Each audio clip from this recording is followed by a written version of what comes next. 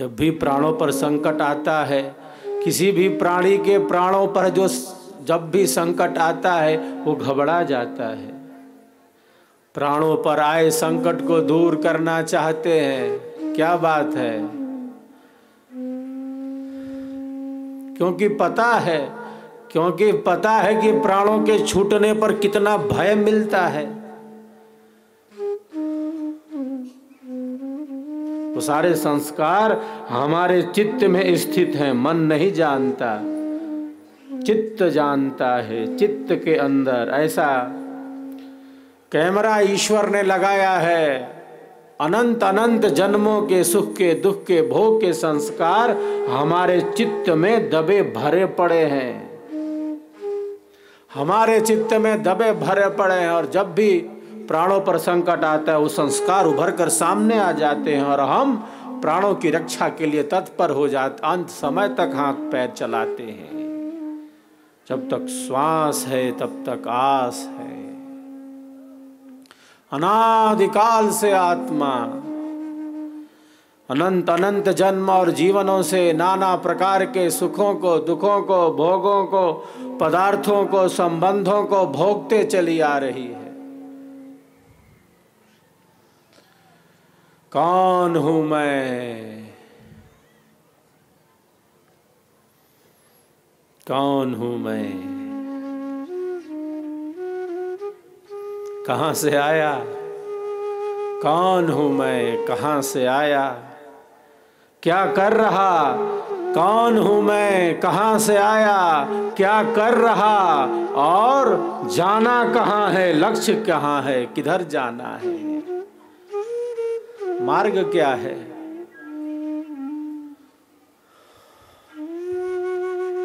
इस विवेक ज्ञान से एक साधक, एक साधिका सदैव पूर्ण है, सदैव पूर्ण है। वो प्रकाश के साथ रहते हैं, वो सदैव प्रकाश के साथ ही गतिमान है। उनके अंदर जिज्ञासा है, उनके अंदर कल्याण की कामना है। वे जानते हैं कि ये जीवन मात्र सुख दुख के अनुभव के लिए नहीं है, ये जीवन मात्र सुख के लिए नहीं है, ये जीवन मात्र दुखों के लिए नहीं है। सुख दुख का क्रम तो चल रहा है, ये जीवन सुख दुख के अनुभव के लिए नहीं है, ये जीवन परमानंद के लिए है, ये जीवन परम शांति के लिए है, ये जीवन परम लक्ष्य को सिद्ध करने के लिए है। आत्म कल्याण के मार्ग से कभी दूर नहीं हो सकते। जो हमारी श्रेष्ठ इच्छाएं हैं, जो हमारी भौतिक कामनाएं हैं, जो हमारी धर्म युक्त इच्छाएं हैं, उन कामनाओं की, उन इच्छाओं की अवश्य ही पूर्ति होनी चाहिए। जो हमारी धर्मयुक्त कामनाएं हैं, जो हमारी श्रेष्ठ इच्छाएं हैं, जो हमारे श्रेष्ठ संकल्प हैं, उनकी अवश्य ही पूर्ति होनी चाहिए। लेकिन बहुत बार हमारे मन की जो कामनाएं हैं, हमारे मन की जो इच्छाएं हैं, वो कई कारणों से पूर्ण नहीं हो पाती। ये संभव है पूर्ण न हो, पूर्ण हो जाए तो अच्छा है। हमारे मन में जो कामनाएं हैं, जो संकल्प हैं, जो इच्छाएं हैं, वो पूर्ण हो जाए तो अच्छा है। लेकिन क्या पूर्ण ना हो तो अच्छा नहीं है। कामनाएं पूर्ण ना हो तो कोई बुरा नहीं है, कोई बुरा नहीं है। कामना पूर्ण होना अच्छी बात है, और कामना न पूर्ण होना मैं कहता हूं उससे भी अच्छी बात है, उससे भी अच्छी बात है। संसार के विषय ही दुख रूप है। आत्म कल्याण का मार्ग प्रशस्त हो जाए, संसार के दुखों के मिलने पर अगर आत्म कल्याण का मार्ग प्रशस्त होता है, संसार के दुखों से अगर हम स्वयं के उद्धार की तरफ आगे बढ़ते हैं, जैसे अग्नि की ज्वाला सदैव ऊपर की ओर उठती है, अग्नि की ज्वाला सदैव ऊपर की ओर उठती है, उस प्रकार हमारा जीवन निरंतर ऊंचाइयों को ही प्राप्त करे।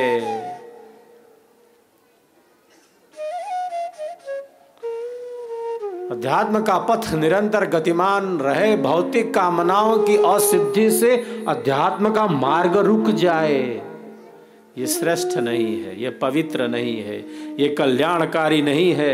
आध्यात्मिक जीवन मात्र भौतिक कामनाओं की इच्छाओं की सिद्धि तक नहीं है, यह मार्ग वीरों का है, यह मार्ग पुरुषार्थियों का है। हमारे ऋषि कहते हैं यह मार्ग कैसा है, यह मार्ग ऐसा है जैसे मानो तलवार पर चलने के समान हो। छुरस्य धारा निशिता दुरत्यया दुर्गम पथस्तत् कवयो वदन्ति। यह मार्ग ऐसा है, ये केवल कामना सिद्धि तक सीमित नहीं हो सकता, ये केवल भौतिक इच्छाओं तक, संसार की कामनाओं तक, इच्छाओं तक, वासनाओं तक इसको हम सीमित करके नहीं रख सकते।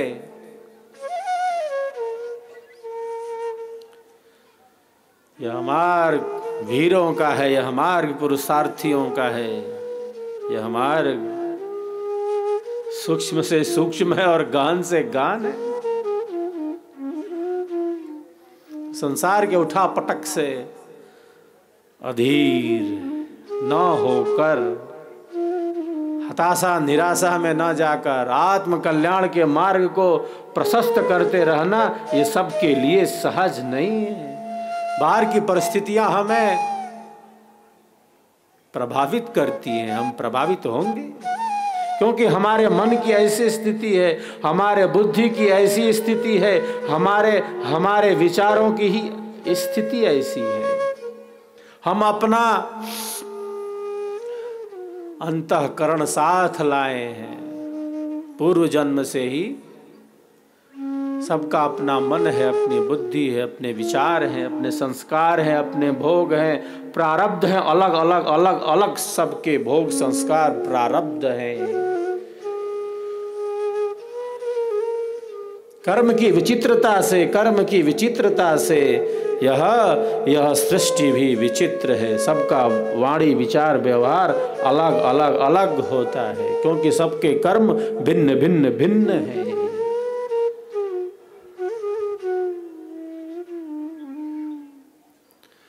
तो कर्म का यह साम्राज्य जगत व्यापी है। हम जैसा जैसा अंतःकरण लेकर आए हैं, हमारे पास ये सामर्थ्य है, जैसा जैसा मन लेकर आए हम, जैसी जैसी बुद्धि लेकर आए।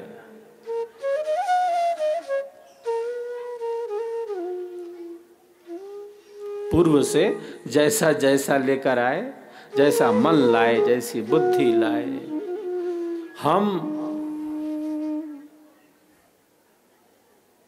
उसमें परिवर्तन कर सकते हैं। हम या तो लगभग उसी अंतःकरण की स्थिति में संसार से जा सकते हैं, उससे भी मलिन कर सकते हैं, जैसा जैसा मन बुद्धि लाए थे उससे भी खराब कर सकते हैं, और हम चाहे, मनुष्य चाहे तो अपने अंतःकरण को उज्जवल से उज्जवल बना सकता है, श्रेष्ठ से श्रेष्ठ बना सकता है, पवित्र से पवित्र बना सकता है। तो जैसा भी लाया हो उसमें परिवर्तन कर सकता है, हम कर सकते हैं। लेकिन हमारे जीवन की अधिकांश घटनाओं में हमारा प्रारब्ध ही, पूर्व कर्म ही अधिक बलवती दिखता है। हमारे जीवन की, संसार की जो घटनाएं हैं बाहर की, उसमें हमारा प्रारब्ध ही बलवती दिखता है। प्रारब्ध पहले बना पीछे बना शरीर, सबका अपना प्रारब्ध है, एक भोग है, सबके संस्कार हैं। विहंगम योग की साधना के द्वारा, सेवा सत्संग और साधना के द्वारा कर्म के इस आध्यात्मिक स्वरूप को हम समझते हैं, आत्मसात करते हैं, साधक ऐसी स्थिति में पहुंच जाता है जब वह वर्तमान के कर्मों में असंग हो जाता है, प्रारब्ध का साथ है और संचित कर्म ऐसे हैं जो स्थित हैं, अभी वो फलोन्मुख नहीं हुए हैं। ऐसे संचित कर्मों को योगाग्नि में ही नष्ट कर देता है। तो क्रमशः हमारी शक्तियों का विकास होता है। हमारे भीतर अनंत शक्ति है, हमारे भीतर अनंत आनंद है। मेहंदी के हरे पत्ते में लालिमा ही लालिमा है। दूध के कण में ही मक्खन है। दूध में कहाँ है मक्खन, दिखलाई नहीं दे रहा। कण कण दूध के कण में मक्खन ही मक्खन है। तिल में तेल है। आत्मा के अंदर अंतरात्मा रूप से परमात्मा स्थित है। आत्मा के अंदर अंतरात्मा रूप से परमात्मा स्थित है।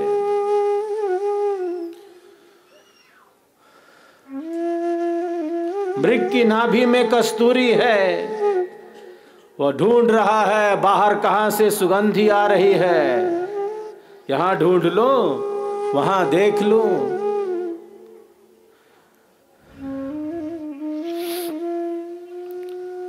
जंगल जंगल भटक गया है, जंगल जंगल भटक रहा है। कहां से ये सुगंधी आ रही है, कहां से ये सुगंधी आ रही है। जरा देखूं इधर, झरने के पास जल का जो झरना है, वहाँ जो औषधियाँ हैं, वृक्ष लताएं हैं, कहीं कहीं वहाँ से तो ये सुगंधी नहीं आ रही। चलूं जरा ढूंढ लूं, देख लूं, यहाँ से तो नहीं आ रही। भटक गया है जंगल जंगल, ढूंढ रहा है कहाँ से इतनी अच्छी सुगंध आ रही है।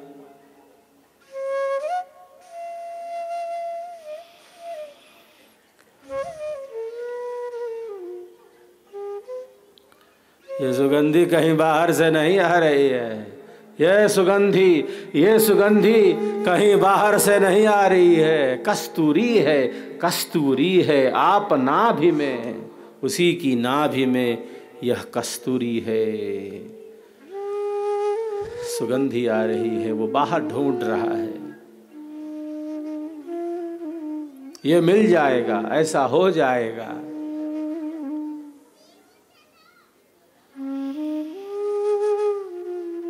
तब मैं सुखी हो जाऊंगा। कामनाएं अनंत हैं, इच्छाएं अनंत हैं। तो श्रेष्ठ हैं, जो शुभ हैं, जो पवित्र हैं, उन कामनाओं की अवश्य सिद्धि होनी चाहिए, जो हमारे घर परिवार समाज के लिए उपयोगी हो, सबके सुख और शांति में उपयोगी हो। ऐसी श्रेष्ठ शुभ कामनाओं की अवश्य ही सिद्धि होनी चाहिए।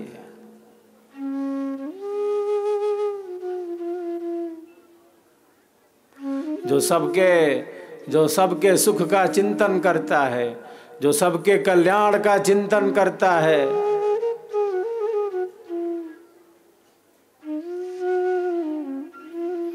सुख शांति सबको मिले, सुख शांति सबको मिले।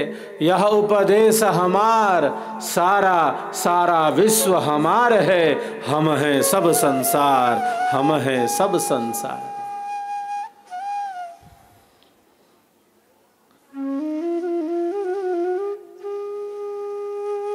उसकी कामना क्या है? केवल स्वयं की भौतिक उन्नति तक नहीं है उसकी कामना। वो सबके सुख और शांति का चिंतन करता है। दुखियों का दुख कैसे कम हो, दुखियों के दुख को कम करने में, दुखियों के दुख को दूर करने में मैं किस प्रकार उपयोगी हो सकता हूं। दुखी को और दुखी नहीं बना सकते।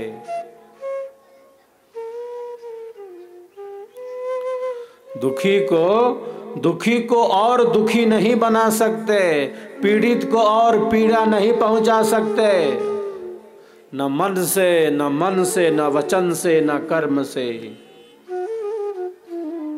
किसी को भी अज्ञान पूर्वक, अधर्म पूर्वक, अन्याय पूर्वक कष्ट नहीं दे सकते तो नहीं दे सकते।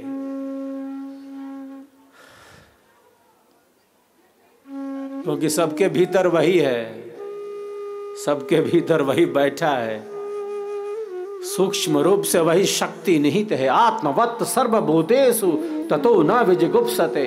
सबके भीतर वही है, किसी से घृणा नहीं कर सकते, उपेक्षा कर सकते हैं, घृणा किसी से नहीं कर सकते, क्योंकि सबके भीतर वही स्थित है। सब जीव, सब प्राणी ईश्वर के ही तो हैं, ईश्वर की ही तो यह सृष्टि है, निमित्त कारण ईश्वर है। किसी से घृणा नहीं कर सकते। दुखियों का दुख कम हो, पीड़ितों की पीड़ा कम हो, ऐसा चिंतन करने वाला, ऐसा विचार रखने वाला, सबके सुख और शांति का ही मार्ग प्रशस्त करने वाला, ऐसा जो विहंगम योगी है, वही तो देश, समाज, राष्ट्र, विश्व के लिए उपयोगी है। ऐसा योगी ही उपयोगी है, तो सबके सुख और शांति का चिंतन करता है।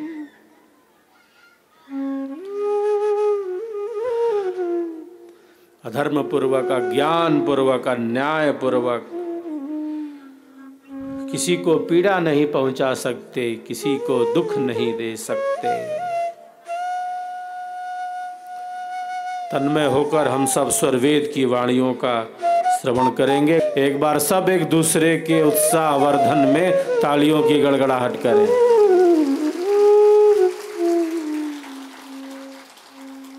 हम सबका संकल्प महान, हम सबका संकल्प महान, हम सबका संकल्प महान।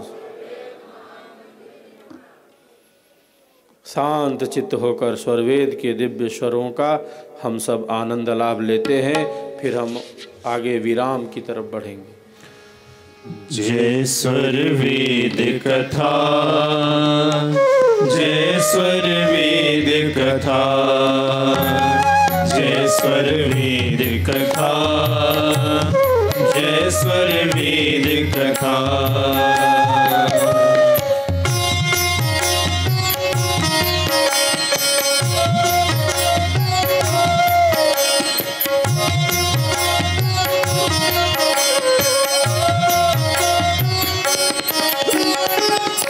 ज्ञान एक रस रहत है, निर्मल शुद्ध स्वरूप। ज्ञान एक रस रहत है, निर्मल शुद्ध स्वरूप। सहज मुक्त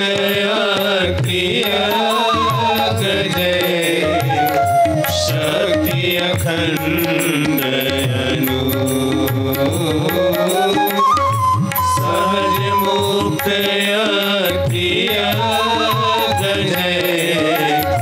शक्ति अखंड। जय स्वरवेद कथा, जय स्वरवेद कथा, जय स्वरवेद कथा, जय स्वरवेद कथा।